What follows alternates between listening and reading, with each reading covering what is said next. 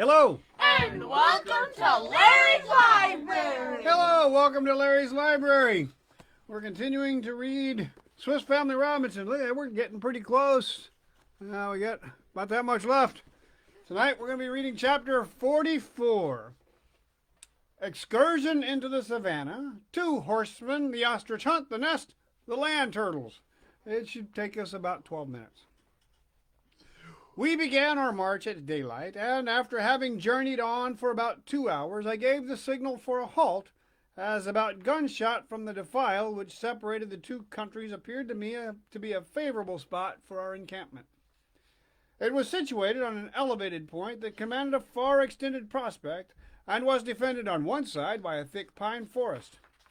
Fritz wanted me, before quitting the place, to leave as a mark of our passage a fortress after the manner of the Kamtchatkans, which is simply composed of some boards elevated by stones at each corner to a height sufficient to keep out all savage animals. Before commencing this work, we made an investigation of the forest round about, but we discovered nothing but 2 margays, or wild cats, who fled into the forest before we could level a gun at them. The rest of the morning was devoted to the fortification of our encampment.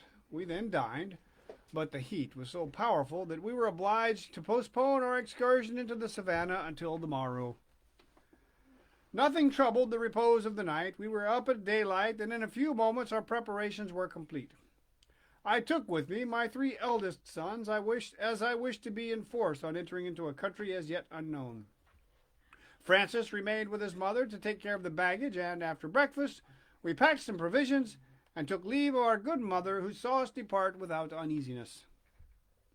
We passed through the defile, at the extremity of which we had erected a palisade of bamboo and thorny palm, but it had all been torn down, and we could easily trace on the sand the spiral imprints of the boa, clearly demonstrating that he had come from the savannah through this passage. I intended to erect a solid rampart here that should be proof against the attack of any animal, but I was obliged to defer the execution of the plan until some other time. We had now ventured into a country we had entered but once before. Jack recognized the place where we had taken the buffalo.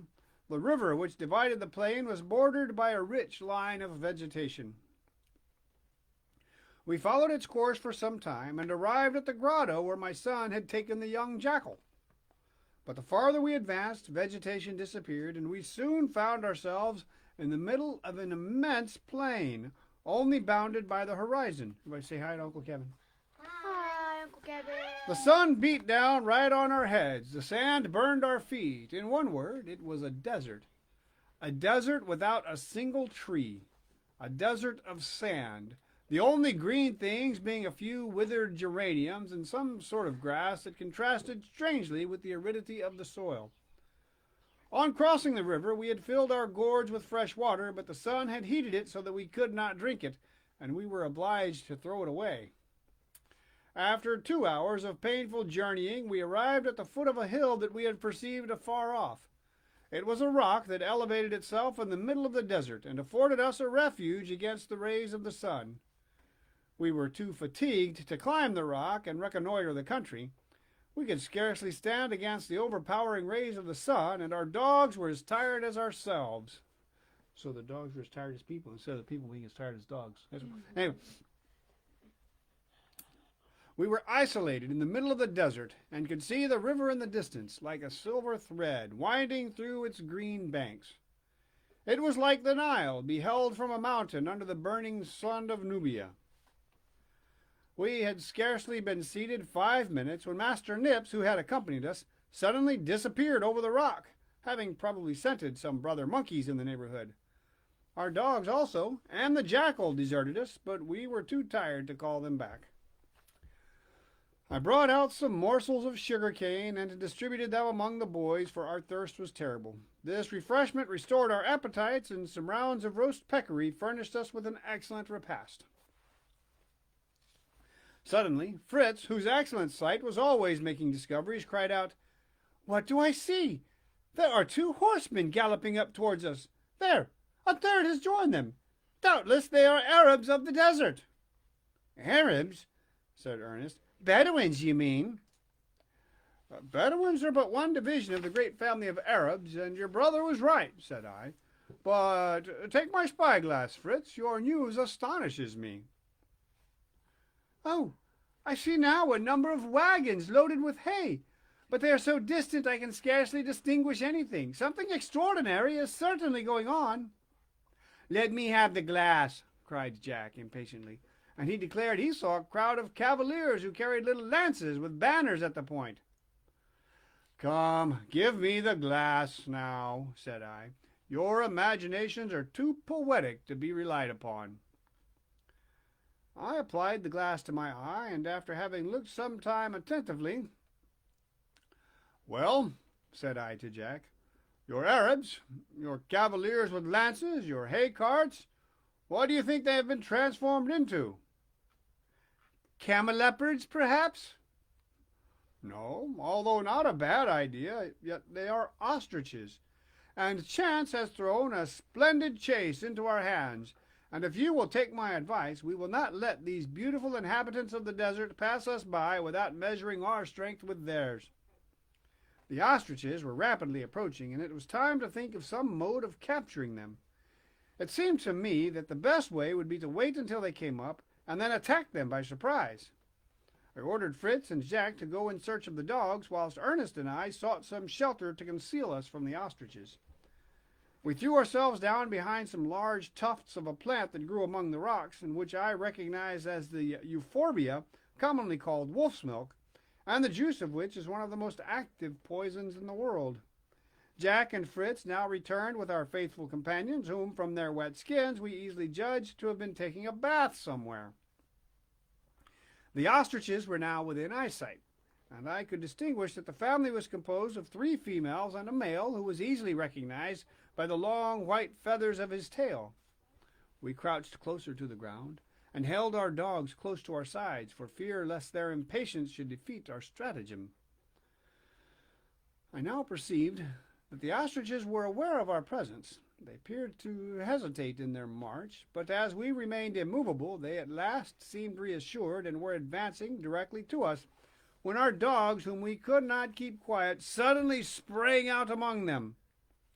Away went the timid birds, with such a rapidity that can be compared to nothing else but the wind driving before it a bundle of feathers. Their feet did not appear to touch the ground. Their half-extended wings had the appearance of sails, and the wind greatly accelerated their velocity. I then ordered Fritz to unhood his eagle. He did so, and the noble bird soon lit upon the head of the male ostrich, and attacking his eyes, brought him to the ground. The dogs and the jackal ran up, and when we arrived, the gigantic bird was just expiring under the numerous wounds that the ferocious animals had inflicted. We were greatly disappointed at this issue of our chase, but as the evil was without remedy, we contented ourselves with preserving the lifeless corpse. The eagle and jackal were immediately taken away as being the most ferocious. We then deprived the unfortunate animal of the white plumes in the tail, and we placed them proudly in our hats. The rich and sumptuous feathers contrasted strangely with our old worn-out beavers, but they were an excellent protection against the rays of the sun. "What a pity," said Fritz, as we examined the giant proportions of the bird.